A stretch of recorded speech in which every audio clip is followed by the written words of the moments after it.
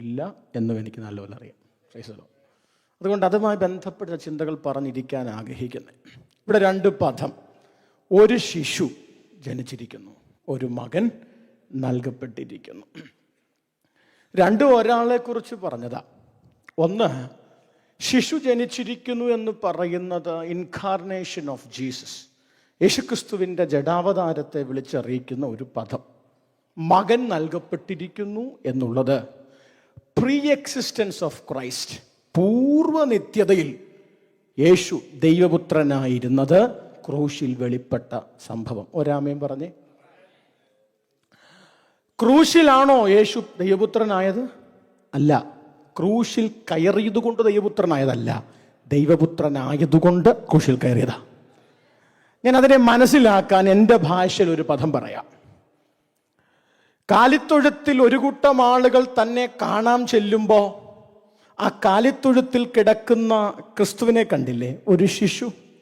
ആ കിടക്കുന്ന ശിശുവിൻ്റെ പ്രത്യേകത, ആ കാലിത്തൊഴുത്തിൽ കിടന്നുകൊണ്ട് സകല ഉലകത്തെയും ഭരിക്കുന്നവനായിരുന്നു.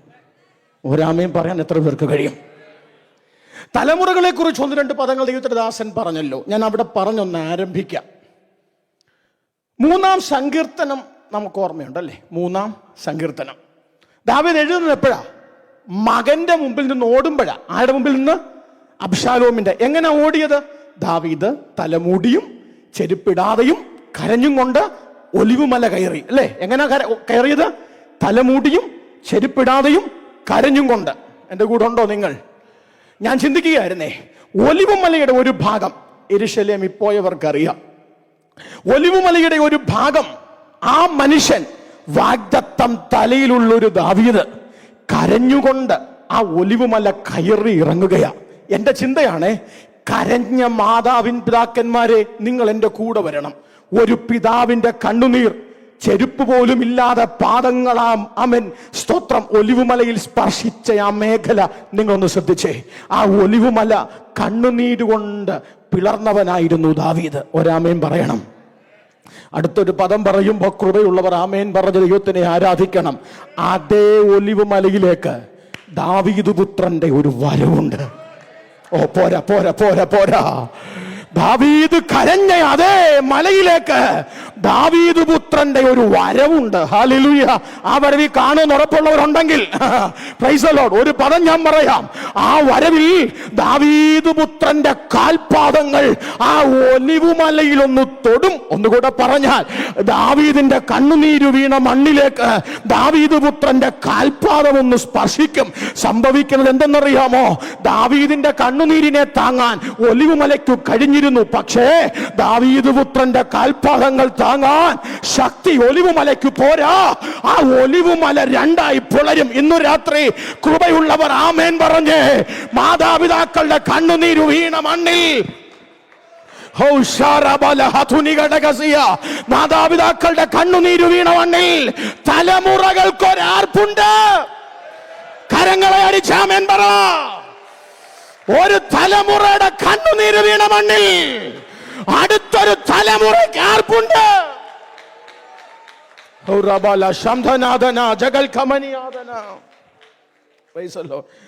ആ വോയിസ് കംപ്രഷന്റെ ഒന്ന് മാറ്റിവിട്ടേക്കണേ. കംപ്രസ് ചെയ്യല്ലേ. Price the Lord. സ്തോത്രം. ശ്രദ്ധിച്ചേ, എൻ്റെ ചിന്തയാണേ, രണ്ടായി പിളർന്നു മാറുന്ന ആ ഒലിവുമലയുടെ നടുവിലൊരു താഴ്വര വരില്ലേ? ആ താഴ്വരയുടെ പ്രത്യേകത എന്തെന്നറിയാമോ? ദാവീദ് പുത്രന്റെ വിജയത്തിന്റെ താഴ്വരയാ. ഒരാമേൻ പറ. മാതാപിതാക്കളെ കണ്ണുനീര് കൊണ്ട് ചില മലകളെ നനച്ചോ, കണ്ണുനീര് കൊണ്ട് ചില കുന്നുകളെ നനച്ചോ. ഒരാമൻ ഒരു പദമാത്മാവി പറയാം. അടുത്തൊരു തലമുറ കയറി വരും. അടുത്തൊരു തലമുറ കയറി വരും. നിങ്ങളുടെ വിധ വെറുതെയാകില്ല, നിങ്ങളുടെ അധ്വാനം വെറുതെയാകില്ല, നിങ്ങളുടെ അധ്വാനം വെറുതെയാകില്ല. അടുത്തൊരു തലമുറ കയറി വരും. Somebody shout amen. കൃപയുള്ളവർ ആത്മമണ്ഡലത്തിനകത്ത് പരിശുദ്ധാത്മ നിറവിൽ ആരാധിച്ചു തുടങ്ങട്ടെ. ഇന്നു രാത്രി ആത്മമണ്ഡലത്തിനകത്ത് പരിശുദ്ധാത്മാവിന്റെ സാന്നിധ്യം ഈ ആലയത്തിനകത്ത് ചലിക്കട്ടെ. ഇതിനകത്ത് അഭിഷേകം പ്രാപിക്കാത്ത ആരെങ്കിലും ഉണ്ടെങ്കിൽ ഇപ്പോൾ ആത്മമണ്ഡലത്തിനകത്ത് അഭിഷേകത്തിന്റെ ശക്തിയിൽ ആത്മമണ്ഡലം തുറക്കപ്പെടട്ടെ.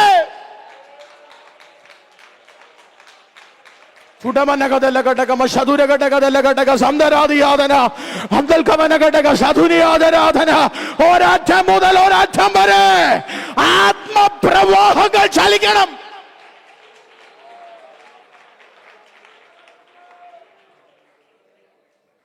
Praise the Lord. Praise the Lord. മൂന്നാം ദിവസം എന്ന് പറയുമ്പോൾ ആദ്യം ഓർമ്മ വരുന്നത് എന്താ? ഉയർത്തെഴുന്നേൽപ്പല്ലേ? ഞാൻ എൻ്റെ ചർച്ചിൽ ചോദിച്ചു, മൂന്നാം ദിവസം എന്ന് പറഞ്ഞാൽ എന്താ ഓർമ്മ വരുന്നതെന്ന്.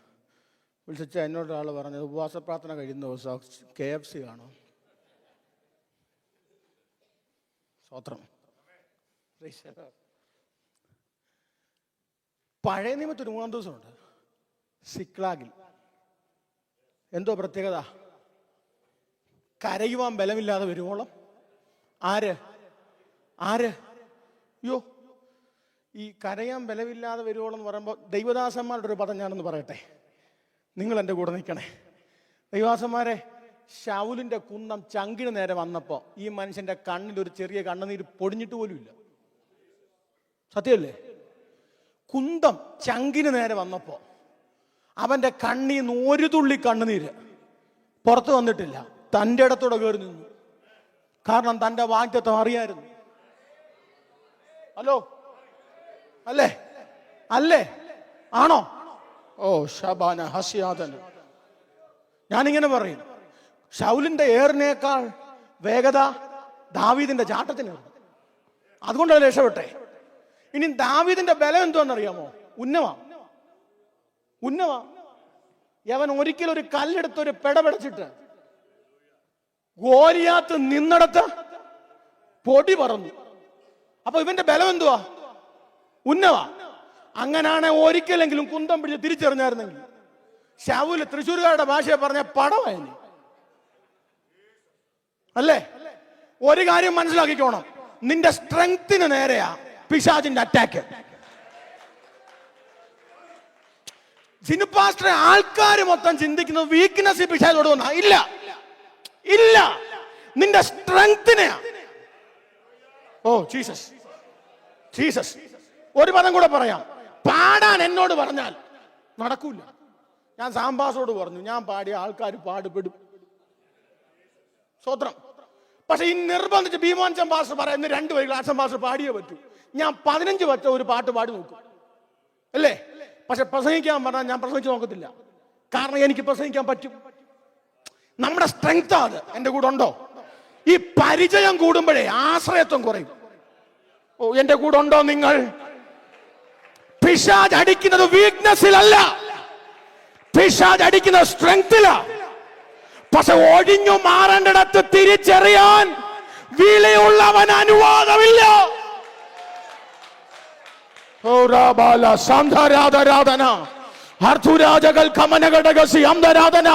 അങ്ങറ്റം വരെ എത്ര പേരോട് ചേർന്നാമേ പറയും. ഒഴിഞ്ഞു മാറേണ്ടിടത്ത് ഒഴിഞ്ഞു മാറണം. ആമേൻ.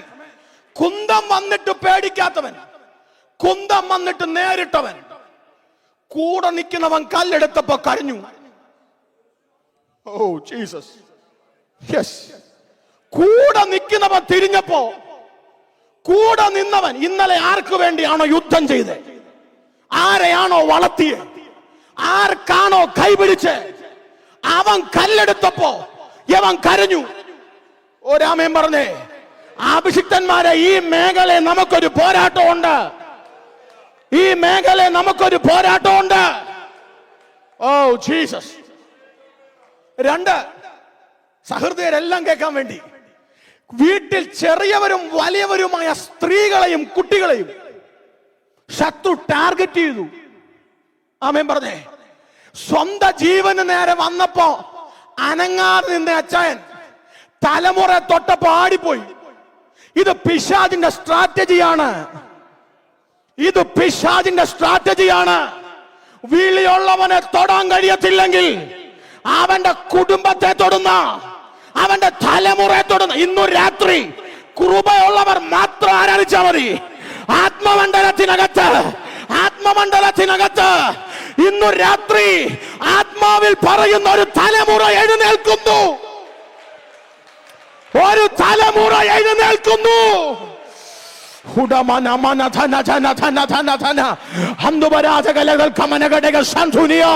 യേശുവിന്റെ നാമത്തിൽ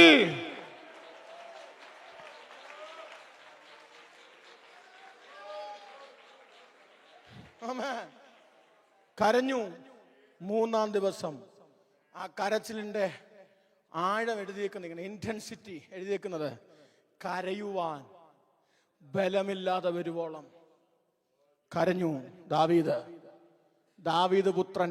ആ മൂന്നാം ദിവസത്തിന്റെ ഐഡന്റിറ്റിയെ തിരിച്ചു. ദാവീദിന് മൂന്നാം ദിവസം കരച്ചിലിൻ്റെതായിരുന്നെങ്കിൽ ദാവീദ് പുത്രന് സർവലോകത്തിന്റെയും കണ്ണുനീരിനെ തുടച്ച്, പാതാളമേ നിന്റെ ജയം എവിടെ, മരണമേ നിന്റെ വിഷമുള്ളെവിടെ, ഓ കമോൺ, ഒരു തലമുറയുടെ കണ്ണുനീരിനെ അടുത്ത തലമുറ ആർപ്പായി മാറ്റും. Come on, put your hands together and worship him. ഒരു തലമുറയുടെ കണ്ണുനീര് അടുത്ത തലമുറ ഐഡന്റിറ്റി തിരിക്കും.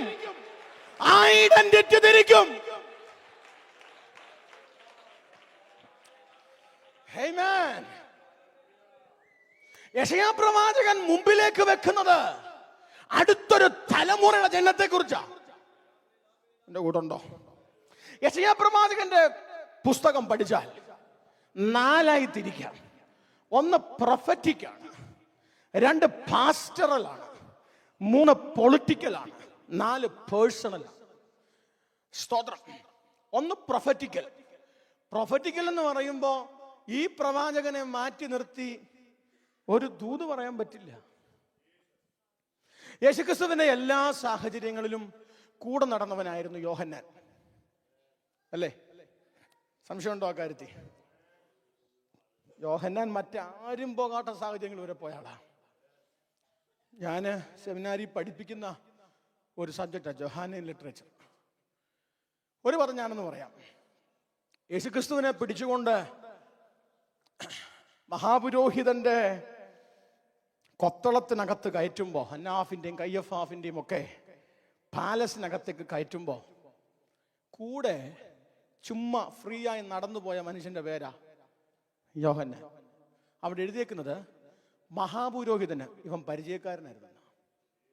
ഈ മഹാപുരോഹിതൻ എന്ന് പറയുമ്പോൾ സെൻട്രൽ പാസ്റ്റർ ആണെന്ന് വിചാരിക്കല്ലേ. ചിലരുടെ ചിന്ത അങ്ങനെ. ഇസ്രായേലിന് 2 ടൈപ്പ് ഓഫ് കോർട്ടാണ് ഉള്ളത്. ഒന്ന് റിലീജിയസ് കോർട്ടും ഒന്ന് സിവിൽ കോർട്ടും. അതിൽ ഏറ്റവും പവർഫുൾ കോർട്ടാണ് റിലീജിയസ് കോർട്ട്. അതിൻ്റെ ഹെഡാണ് മഹാപുരോഹിതൻ. എന്ന് പറഞ്ഞാൽ ഏറ്റവും കുറഞ്ഞത് ഒരു പ്രസിഡന്റ് ആയിട്ടോ അല്ലെങ്കിൽ പ്രൈം മിനിസ്റ്റർ ആയിട്ടോ കാണണം. ആരെ? ഹലോ, മഹാപുരോഹിതനോട് പിണക്കമുള്ളവരാണോ ഇരിക്കുന്നത് മൊത്തം?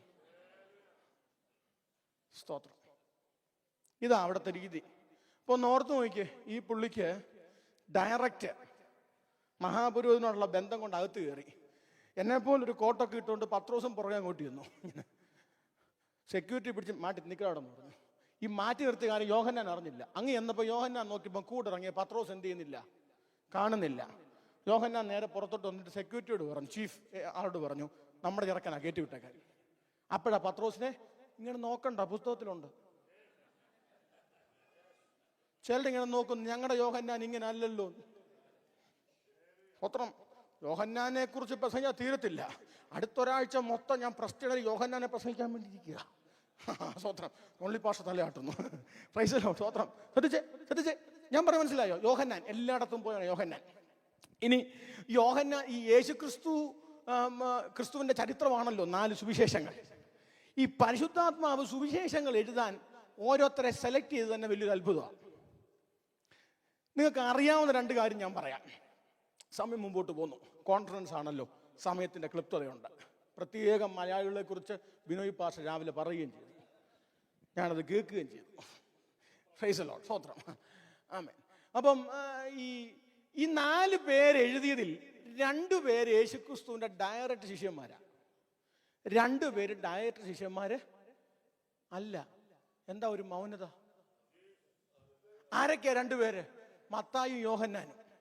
മർക്കോസും ലൂക്കോസും ക്രിസ്തുവിന്റെ ഡയറക്റ്റ് 12 പേരുകളല്ല.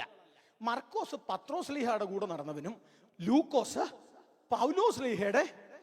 ഇനി എഴുതപ്പെട്ട കാലം അനുസരിച്ച് ആദ്യം എഴുതിയ ആള് മർക്കോസ, അതിനുശേഷം മത്തായി, പിന്നീട് ലൂക്കോസ്, അവസാന യോഹന്നാൻ. ഇത് കഴിഞ്ഞ് വന്നാൽ വർഷങ്ങളും ഞാൻ പറയാം. മർക്കോസ എഴുതി തുടങ്ങി. എൻ്റെ ചിന്തയാണേ, കൂടെ നടക്കാത്തവൻ എഴുതി തുടങ്ങി. നമ്മുടെയിലാണ് എഴുതാൻ തന്നായിരുന്നെങ്കിൽ നമ്മൾ ആരെ ഏൽപ്പിച്ചേനെ?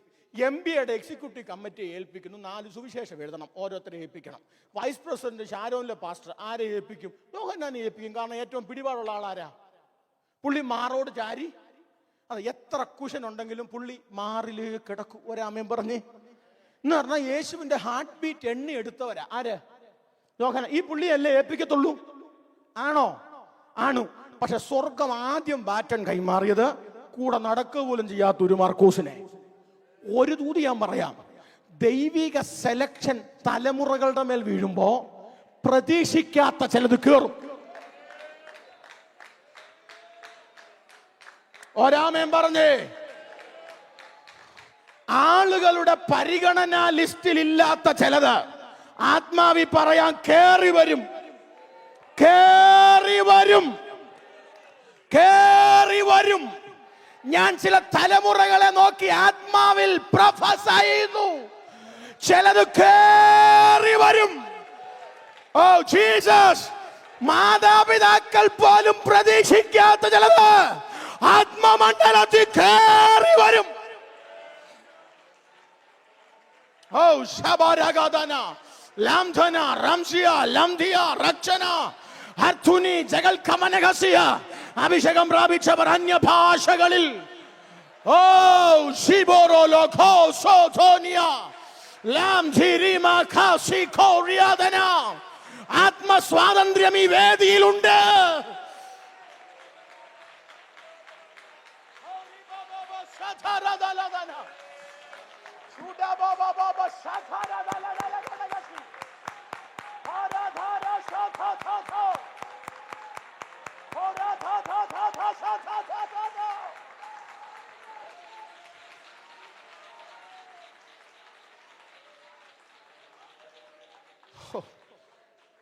Praise the Lord.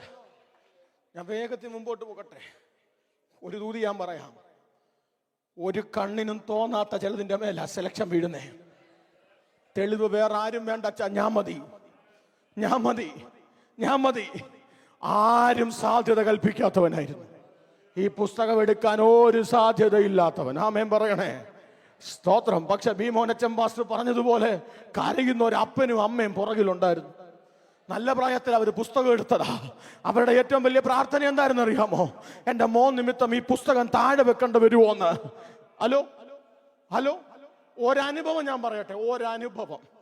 എൻ്റെ പകുതി സമയം കഴിഞ്ഞു. ഒരനുഭവം ഞാൻ പറയട്ടെ, ശ്രദ്ധിക്കണേ. ഒരിക്കലേ ഒരു പക്ഷേ ലൈവ് എൻ്റെ അമ്മയും കാണുന്നുണ്ടായിരിക്കും. Price the Lord. ഒരിക്കൽ ചില പ്രത്യേക സാഹചര്യത്തിൽ അതൊന്നും ഇവിടെ പറയാൻ കൊള്ളത്തില്ല. എന്നെ ഇങ്ങനെ നോക്കുന്നു. ഇപ്പോഴത്തെ കാര്യമല്ല, ഇപ്പം പറയാൻ കൊള്ളാത്തതൊന്നും ഇല്ല. Price the Lord. ഇപ്പോഴേ ഒരു ദിവസം ഞാൻ വീട്ടിലോട്ട് കയറി വന്നപ്പോൾ എൻ്റെ അമ്മ ഇങ്ങനെ തിളച്ച് നിൽക്കുക. ചർച്ചിൽ കൂടെ കയറി വേണം പാസ്റ്റേജിലോട്ട് വരാൻ. പണ്ടങ്ങനാണല്ലോ, ചർച്ചാണ് നമ്മുടെ ലിവിങ് റൂം. ഞാൻ പറയും, പാസ്റ്റർമാരുടെ മക്കൾ അനുഭവിച്ച അത്രയും വലിയ ലിവിങ് റൂം അനുഭവിച്ച വേറെ ആരുമില്ല. സത്യമല്ലേ പാസ്റ്റർ? 2, ഞങ്ങൾ കഴിച്ച അത്രയും വെറൈറ്റി അരി കഴിച്ച ആരും ഇതിനകത്തുണ്ടോ? ഉണ്ടോ അച്ഛാ? യൂസഫലിന്റെ ലുലുവിൽ പോയാൽ പോലും ഒരു തരത്തിലുള്ള അരി വാങ്ങി നമ്മൾ മിക്സ് ചെയ്യണം. നമുക്ക് കിട്ടുന്നത് എത്ര ഐറ്റമാണ്? ബ്ലാക്ക് ആൻഡ് വൈറ്റ് പോലെ കിടക്കില്ലേ?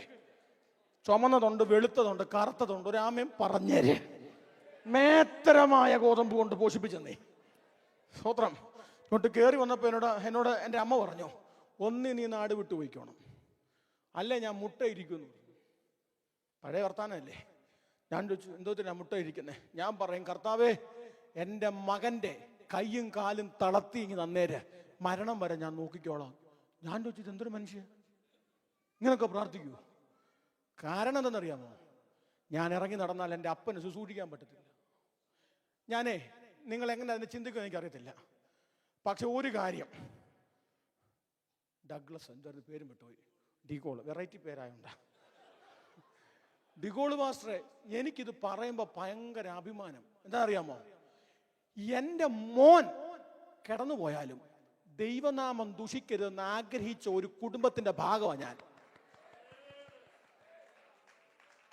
ഹലോ ഭീമോൻ പാസ്റ്ററെ, അതുകൊണ്ട് കർത്താവിന് എന്നെ മാനിക്കാതിരിക്കാൻ പറ്റത്തില്ല. ഒരാമേൻ പറയണേ. അതുകൊണ്ട് ഇന്ന് എൻ്റെ മാതാപിതാക്കൾ അറിയപ്പെടുന്നത് ഞാൻ പ്രസംഗിക്കുന്ന ആടെ മോനെന്ന. എൻ്റെ കൂടെ ഉണ്ടോ നിങ്ങൾ? എൻ്റെ കൂടെ ഉണ്ടോ നിങ്ങൾ? ആരും പ്രതീക്ഷ കൽപ്പിക്കാത്ത ചിലത് ഞാൻ ആത്മമണ്ഡലത്തിൽ നിന്നുകൊണ്ട്, ഇതൊരു കോൺഫറൻസ് ആയതുകൊണ്ട് ഇറങ്ങി വന്ന് തലേ കൈവച്ച് ദൂത് ഞാൻ പറയുന്നില്ല, പക്ഷെ ആത്മാവിൽ നിന്നുകൊണ്ട് ഞാൻ ഈ സഭയെ നോക്കി, ഈ ജനക്കൂട്ടത്തെ നോക്കി ആത്മാവിൽ പ്രവചിക്കുന്നു. കുടുംബം പോലും പ്രതീക്ഷിക്കാത്ത ചിലത് ഈ കോൺഫറൻസിൽ കയറി വരും. ഹുറബാല ശാന്താരാധന ഹർത്തുന ജഗൽ ഖമന ഘടക സന്ദുരാദിയ ഹൗറബലബ ശാഥാന ഹസഖാരാദാര റാന്ധിനി ലംസിയ ധംഖന ഹോ ജഗൽ ഖമന ഹസിയ. നാട് പ്രതീക്ഷിക്കാത്ത ആരെങ്കിലും ഇന്നിവിടെ കയറി വന്നിട്ടുണ്ടെങ്കിൽ ആമേൻ പറയണം. നാട്ടുകാർ വില കൽപ്പിക്കാത്ത ആരെങ്കിലും മാനിക്കപ്പെട്ട് ഇന്നിവിടെ ഉണ്ടെങ്കിൽ ആമേൻ പറയണം. Praise the Lord. Jesus. Price the Lord. ദൈവം വെച്ചാൽ യൂത്തിന്റെ സെഷനിൽ ഞാൻ എൻ്റെ അനുഭവങ്ങളൊക്കെ പറയാം, ഇപ്പൊ പറയുന്നില്ല. യോഹന്നാൻ സ്നേഹിക്കപ്പെട്ടിട്ടും നാലാമനായിട്ടാണ് എഴുതിയേ. അത് പ്രയാസമാണ് കേട്ടോ. ഈ പ്രതീക്ഷിക്കാത്തത് ലോട്ടറി അടിച്ച് കയറി വരുന്ന കേൾക്കുമ്പോൾ സ്വത്രം പറയാൻ ഓളമുണ്ട്. ചങ്കോട് ചേർത്ത് സ്നേഹിച്ചവനെ നാലാമനാക്കി വെക്കുമ്പോഴും സ്വത്രം പറയണം. ആമേൻ പറഞ്ഞേ. എനിക്ക് ഇഷ്ടപ്പെട്ടു. സംശയം ഒന്നും കൂടാതെ സ്നേഹത്തെക്കുറിച്ച് ആ മനുഷ്യൻ എഴുതി. അതുകൊണ്ട് തമ്പുരാൻ പറഞ്ഞു, പുസ്തകം എഴുതി അവസാനിപ്പിക്കുമ്പോഴും നീ എഴുതിയാൽ മതിയെന്ന്. ആ മനസ്സിലായവരാമേൻ പറ. Price the Lord. ആ യോഹന്നാൻ ക്രിസ്തുവിന്റെ ക്രൂശിന്റെ സമയത്ത് ഇങ്ങനെ നിന്ന് എഴുതിയതാ. ഇങ്ങനെ നിന്ന് യേശു പറഞ്ഞു, എൻ്റെ പൊന്നു മക്കളെ, ഇതാ നിന്റെ അമ്മ, നീ നോക്കിക്കോണമെന്ന് പറഞ്ഞു. അമ്മയോട് പറഞ്ഞു, ഇതാണ് മോൻ. വിശ്വസിച്ച് സ്വന്തം അമ്മയെ ഏൽപ്പിക്കാൻ നമ്മൾ വണ്ടി പോലും കൊടുക്കത്തില്ലല്ലോ. കൊടുക്കോ? സത്യം പറ, അവധിക്ക് നാട്ടിൽ പോകുമ്പോ ടെൻഷനല്ലേ? സഭ ഏൽപ്പിച്ചിട്ട് പോകുമ്പോ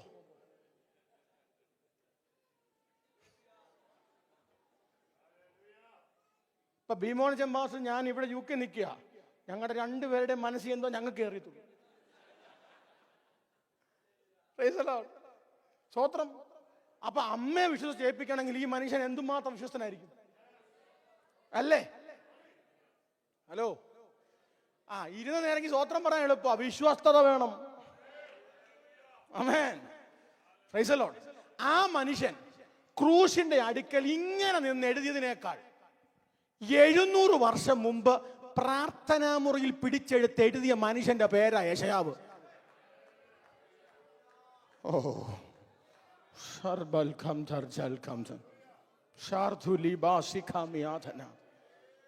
ഇങ്ങനെ കുരിശിന്റെ കീഴെ നിന്നുകൊണ്ട് കുരിശ നോക്കി കമന്ററി എഴുതിയ യോഹന്നാനാണ് ഏറ്റവും അധികം എഴുതിയ. 21 ആമേൻ 3/1 ഭാഗവും 7 അധ്യായങ്ങൾ ആ മനുഷ്യൻ 15 തൊട്ട് 21 വരെ എഴുതിയത് ആരെ കുറിച്ചാ? ക്രൂശീകരണത്തെ കുറിച്ച്, സ്വന്തം കർത്താവിന്റെ കഷ്ടാനുഭവത്തെ കുറിച്ചാ.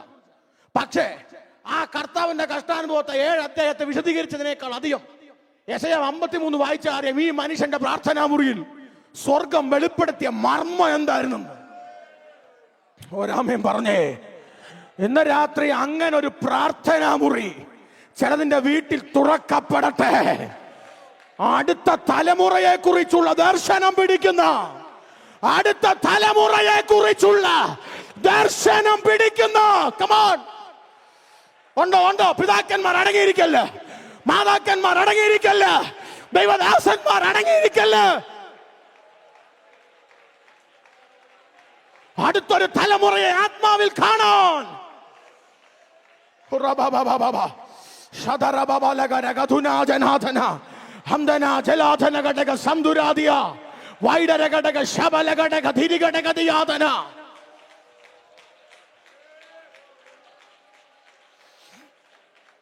രണ്ട് ഭാഗം കൂടെ പറഞ്ഞാൽ അവസാനിപ്പിക്കാൻ പോവാ. Price the Lord. സ്തോത്രം. ശ്രദ്ധിച്ചേ സഹോദരങ്ങളെ, 1 രാജാക്കന്മാരുടെ പുസ്തകത്തിലേക്ക് ഒരു മേടിക്കണ്ട, ഞാൻ പറഞ്ഞു പോകാം. 1 രാജാക്കന്മാർ 19 ഇസബേല് ഒരു പ്രവാചകനെ എഴുത്തയച്ചു. എന്തോ അയച്ചത്? നാളെ നിന്നെ തട്ടുമെന്ന്. അല്ലേ? കാലം മാറി, അടുത്ത ജനറേഷൻ വന്നു. 2 രാജാക്കന്മാർ 6 ഒരു പ്രവാചകൻ പേര് ഏലീഷ രാജകൊട്ടാരത്തോട് എഴുത്തയച്ചു. എന്തോന്നറിയാമോ? നിന്റെ ഇന്റലിജൻസിന് പിടിക്കാൻ പറ്റാത്തൊരു വിവരം എനിക്ക് പറയാനുണ്ടെന്ന്. എന്താണെന്നറിയാമോ? ആരാം സൈന്യം കയറി വരുന്നു. ഹലോ, ഇന്ന സ്ഥലത്ത് ആർമിയെ ഡിപ്ലോയ് ചെയ്യാൻ ഒരു തലമുറ മാറിയപ്പോ ദർശനം പിറകിലേക്ക് പോയില്ല, അപ്ഡേറ്റ് ആയി. ആമേൻ പറ. കരയുന്ന മാതാക്കന്മാരെ, പിതാക്കന്മാരെ, അടുത്തൊരു തലമുറ എഴുന്നേൽക്കും. അടുത്തൊരു തലമുറ എഴുന്നേൽക്കും. ആ തലമുറ ദർശനത്തിന്റെ അംബാസിഡേഴ്സ് ആകും.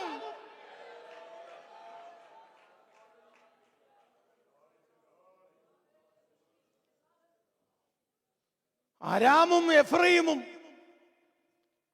യഹൂദക്കെതിരെ തിരിഞ്ഞു. യഹൂദക്കെതിരെ തിരിഞ്ഞിട്ട് നീക്കാൻ കഴിയാത്ത പോലെ പ്രശ്നത്തിൽ കൂടെ പോവാ. അങ്ങനെ വല്ലാതെ പ്രശ്നത്തിൽ കൂടെ പോകുമ്പോ രാജാവിന് ഉറക്കമില്ല. രാജാവ് പ്രയാസപ്പെട്ട് നിൽക്കുമ്പോ ദൈവശബ്ദം യെശയ്യാവിന്റെ മുറി വന്നു. യെശയ്യാവിന്റെ മുറി വന്നിട്ട് യെശയ്യാവിനോട് പറഞ്ഞു, യെശയ്യാവേ, നിന്റെ മോനെ വിളിക്ക്. മോന്റെ പേര് ഷേർ യശൂബ്. വിളിക്ക്. അതിന്റെ അർത്ഥം എ റെമനന്റ് ഷാൽ റിട്ടേൺ. എന്റെ വിമുക്തന്മാർക്കൊരു മടങ്ങി വരവുണ്ട്. എന്നിട്ട് പറഞ്ഞു, മോനെ ചേർത്ത് പിടിച്ചിട്ട് രാജാവിന്റെ അടുക്കിലോട്ട് പോകാൻ.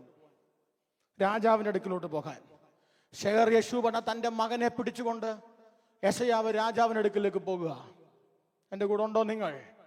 രാജാവിന്റെ അടുക്കിലേക്ക് തലമുറയെ കൊണ്ട് ചേർത്ത് നിർത്തി. ഓ, ഞാൻ ആ മനുഷ്യനെ സല്യൂട്ട് ചെയ്യുക.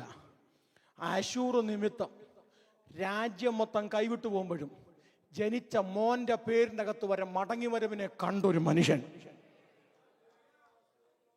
Oh Jesus, Jesus, Jesus. ഇവനെ ചേർത്ത് നിർത്തിയിട്ട് രാജാവിനോട് പറയുക, നീ പേടിക്കണ്ട. നീ ഈ ചേർത്ത് നിർത്താന്ന് പറഞ്ഞ ദൈവം പറഞ്ഞ വാഗ്ദത്തത്തെ ചേർത്ത് നിർത്തി, തലമുറയെ ചേർത്ത് നിർത്തി. പേടിക്കണ്ടെന്ന്. പ്രശ്നം എന്താണെന്നറിയാമോ? ഇൻജസ്റ്റിസും ഇൻടോളറൻസും. ഹലോ, ആമേൻ. സാൻമാർഗികത കൈവിട്ടുപോയ ഒരു സാഹചര്യത്തിൽ നിന്നുകൊണ്ട്, ഇൻജസ്റ്റിസിന്റെ മുമ്പിൽ നിന്നുകൊണ്ട് ആ മനുഷ്യൻ തലമുറയെ ചേർത്ത് പിടിച്ചിട്ട് രാജാവിന്റെ മുഖത്ത് നോക്കി പറയുക, രാജാവേ, ഒരു കാര്യം കൂടെ പറയാം. ഈ കാലത്തിനപ്പുറം കന്യക ഗർഭിണിയായി ഒരു മകനെ പ്രസവിക്കും. Oh Jesus, Jesus. എഫ്രഹീമിനും ആരാമിനും എതിരെ യുദ്ധം ചെയ്യേണ്ടവൻ അശൂറുമായിട്ടൊരു അവിഹിത ബന്ധത്തിൽ ഏർപ്പെട്ടു. അശൂറിനെ ചേർത്ത് നിർത്തി. ചേർത്ത് നിർത്തിയപ്പോ നേതൃത്വം കാണിച്ച മര്യാദകേടിനെ നോക്കി ആ മനുഷ്യൻ ആത്മാവിൽ പറഞ്ഞ അടുത്തൊരു പദമാ, ദേ അടുത്തൊരു തലമുറ വരുന്നു. നമുക്കൊരു ശിശു ജനിച്ചിരിക്കുന്നു. നമുക്കൊരു മകൻ നൽകപ്പെട്ടിരിക്കുന്നു. ആധിപത്യം അവന്റെ തോളിലിരിക്കും. എല്ലാ കണ്ണും ദൈവസന്നിധി അടച്ചേ. ഹൗഷിബാന ഹസിയാധന. 2-3 മിനിറ്റുകൾ മാത്രം എൻ്റെ മുമ്പിലുണ്ട്. ഒരു നിമിഷം എല്ലാ കണ്ണും ദൈവസന്നിധി അടച്ചേ. അടുത്തൊരു ദൈവത്തിന്റെ ദാസൻ ഉള്ളത് കൊണ്ട് ഞാനിതിനെ കൺക്ലൂഡ് ചെയ്തൊരു ആൾട്ടർ കാളിലേക്ക് പോകില്ല. ഞാൻ ഇങ്ങനെ ആത്മാവിൽ പറഞ്ഞ് അവസാനിപ്പിക്കാൻ പോവാ. അതിനു മുമ്പ് ആരെങ്കിലും ദൈവസന്നിധി പ്രാർത്ഥിക്കുന്നോ? എൻ്റെ തലമുറയുടെ കാലത്ത് ഞാൻ എൻ്റെ തലമുറയെ നോക്കി ഒരു ദർശനം കാണും. ഈ കാലഘട്ടം കഴിയുമ്പോ അടുത്തൊരു കാലഘട്ടത്തിനകത്ത് ആർക്കും തലകുനിക്കാത്ത പാപത്തോട് കോംപ്രമൈസ് ചെയ്യാത്ത ഒരു തലമുറ കയറി വരും. ഒരാമേൻ പറഞ്ഞേ. യേശുക്രിസ്തുവിനെ കുറിച്ചുള്ള വെളിപ്പാട് യെശയ്യാവ് എടുക്കുമ്പോ യെശയ്യാവ് കാണുന്നത് എന്തെന്നറിയാമോ? അന്ധകാരത്തിനകത്ത് ഒരു വെളിച്ചം പോലെ, ഇരുളിനകത്ത് ശോഭിക്കുന്ന ഒരു പ്രകാശം പോലെ, ആർക്കും എടുത്തു കളയാൻ കഴിയാത്ത ഒരു ആധിപത്യവുമായി കയറി വരുന്ന എന്റെ വീണ്ടെടുപ്പുകാരനും മശിഹയുമായ അടുത്തൊരു തലമുറയെ കുറിച്ച് ആ ആ പ്രവാചക വര്യൻ ആത്മാവിൽ കണ്ടതുപോലെ ഇന്നു രാത്രി അടുത്ത തലമുറയെ കുറിച്ച് ആത്മാവിൽ കാണാൻ കഴിയുന്നവർ വായ്കളെ തുറന്ന് അല്പനിമിഷം